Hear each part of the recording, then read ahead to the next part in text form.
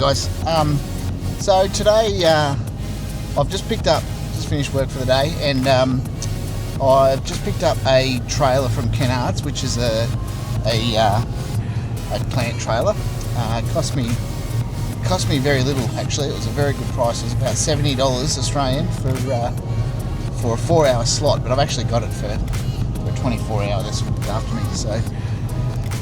So I'm just going back out to the block to pick up the excavator. So I'm taking it back to Patrick at XHD in Melton for a full service. So oils, filters, and just a standard sort of warranty check over.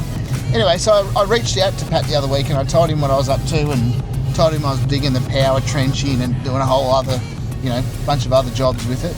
And he goes, oh, well, you might need something to backfill that trench with and move a bit of dirt around. So he goes, how about you grab one of my skid steers while you're here? So, so I'm dropping off the excavator to get it serviced, do a bit of a review on it, and backfill me power trench and move the dirt out of the road for the effluent field and all that kind of stuff. So I'm kind of really looking forward to having a bit of a whiz with this machine, have a bit of a go. But so I'm almost back at the block and get all loaded up. This trailer's pretty cool actually. This trailer from Kennards, you pull a pin and it just goes like that. Drive on, and as you drive on it lowers back down. Pretty cool. So anyway, let's have a look.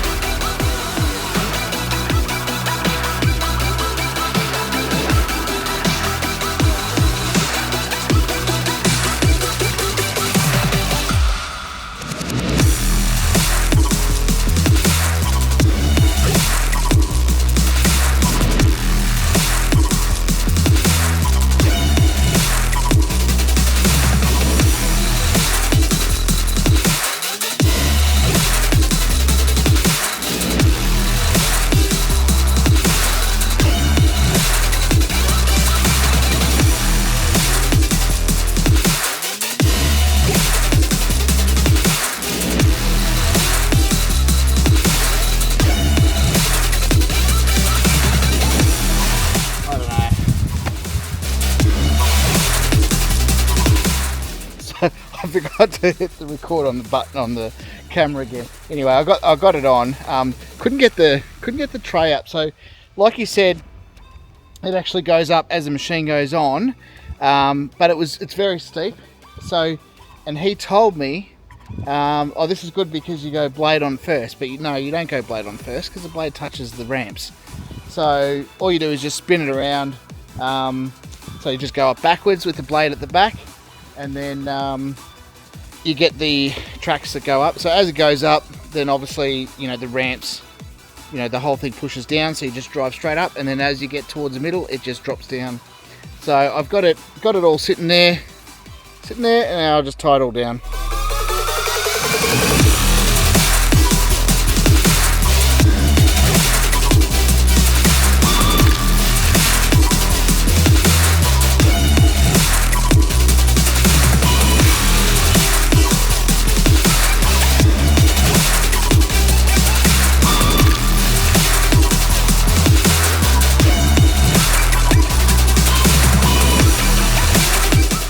She's all strapped down and all ready to go. So go and see Pat in the morning.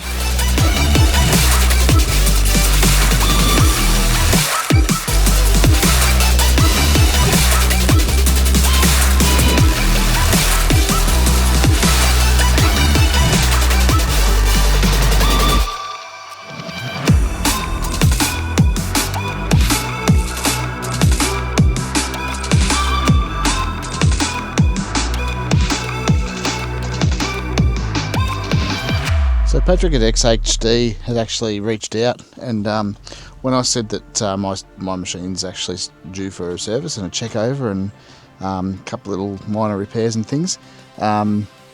He said, well, why don't you actually take the skid steer back with you and give it a test run, and instead of using my machine to backfill the trench, why don't you use a little skid steer? So he's basically letting me have a bit of a go at it, and sponsoring me, I guess you'd say, a little bit unofficially, and giving it a bit of a test run. And no one's actually tested this model out, new model from XHD here in Melton in Victoria, and this is the 480. So it's got the 4-in-1 split bucket, and it's a stand behind, so it's not a sit in one, it's a stand behind.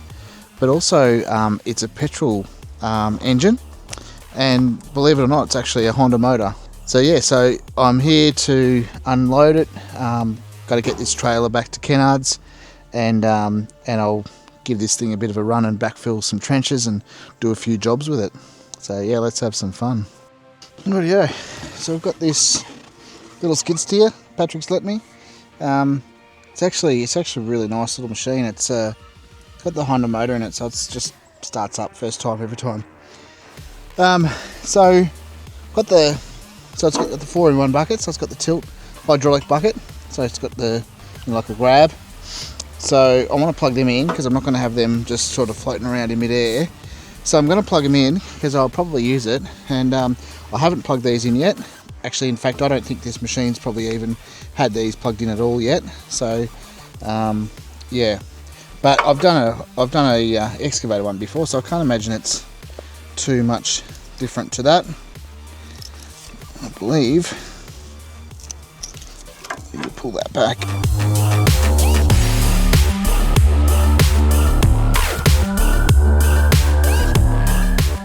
Yeah, just takes a bit of weight, I suppose.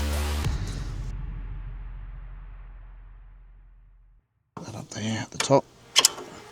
There we go. So I just want to put these caps, ideally, somewhere that's not going to get damaged.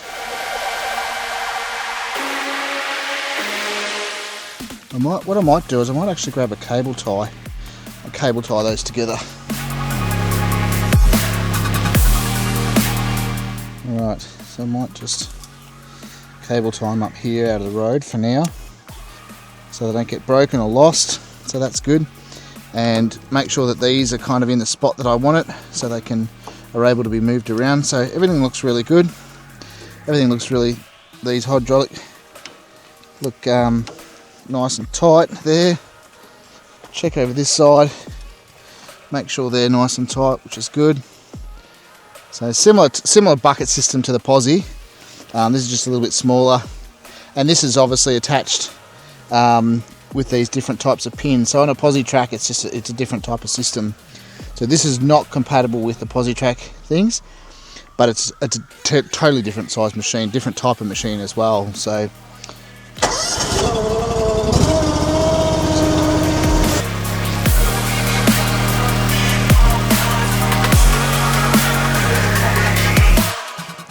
Willie wants to help fill the trench back in. Anyway, she'll have fun doing that. So I've just found an issue, and this is probably a common thing in terms of trying to figure out the correct sort of orientation and layout of where these hydraulic hoses go. It's not really an issue. It's just, I guess it's my inexperience as well in not knowing where things go. So this here, when this comes back, when the back of the bucket, so I was just tilting it back, when it comes back, it's almost kind of whacking against this. It's not quite, it might be rubbing a little bit maybe, but what I'm going to do is see how that one's facing, that one there is facing down, this one here is kind of coming up here. I want to face it down underneath there. So I'm just going to unplug this one and bring it under here, so then there's no risk of this bucket damaging this.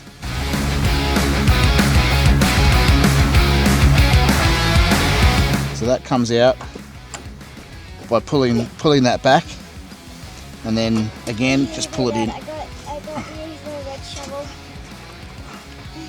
Something like that. If it'll go back in for me. Oh, I might have to release the pressure.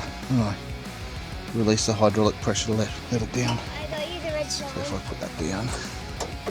I got you the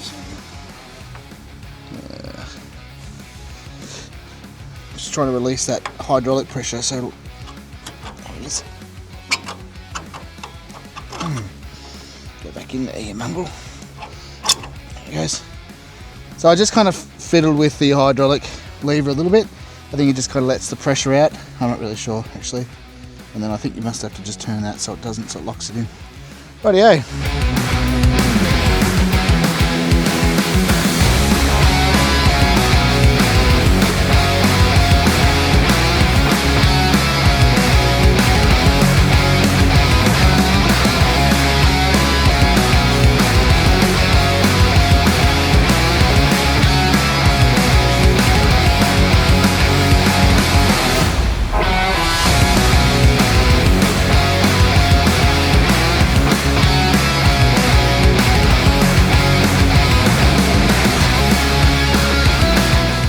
Found a cherry tree.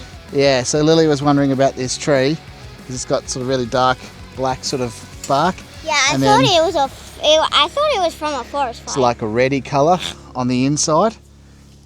And then, yeah, so I was just telling her that it's actually a wild cherry tree, and there's quite a few of them around. And I said, can you spot any others? And can you spot any others? Yep, one over there. Yeah. Can you see any others? That's on the nature strip. So that, yep, there's another one over behind us over there. Yeah. Yep. Any others? There's a few around, isn't there? Yeah. But they're really, yep, another one over there. No, really nice big kind of bushy tree. So we've kind of left as many of those as we can for some privacy. So yeah, they're pretty cool, aren't they? Yeah, I was gonna chop it down because I thought that it was burnt. Oh, yeah. Okay, so Lil's gonna tidy up my ground as I finish, and then I'm gonna start backfilling the power trench.